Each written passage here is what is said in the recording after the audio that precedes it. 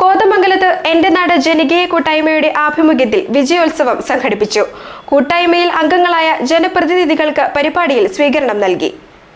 കോതമംഗലം എന്റെ നാട് ജനകീയ കൂട്ടായ്മയിൽ അംഗങ്ങളായവർ തദ്ദേശ സ്വയംഭരണ സ്ഥാപനങ്ങളിലേക്ക് തെരഞ്ഞെടുക്കപ്പെട്ടിട്ടുണ്ട്. ഇവർക്ക് വിജയോത്സവത്തിൽ സ്വീകരണം നൽകി. സമ്മേളനം എന്റെ നാട് ചെയർമാൻ ഷിബു തെക്കുംപുറം ഉദ്ഘാടനം ചെയ്തു. പൊതുസമൂഹത്തിന്റെ കാവലാളായി പ്രവർത്തിക്കാൻ ജനപ്രതിനിധികൾക്ക് കഴിയണമെന്ന് അദ്ദേഹം പറഞ്ഞു.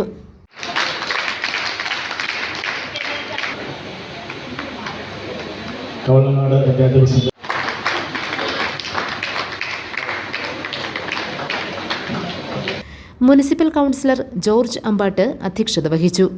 Bhanumathi Raju, Jessy Saju, P K Moidu, K P George, Umesh Sivakumar, Reena Joshy, Mary Kuriakose, Sangeetha Pratheesh, Bindu George, P M Siddique, Vrinda Manoj, Chinchu P Abraham, Biji Shibu, Joshy Pottakkal, C K Sathyan, M M Abdul Rahman, K E Kasim, P A Padusha, K P Kuriakose, Eldhose Kuttampuzha തുടങ്ങിയവർ പ്രസംഗിച്ചു.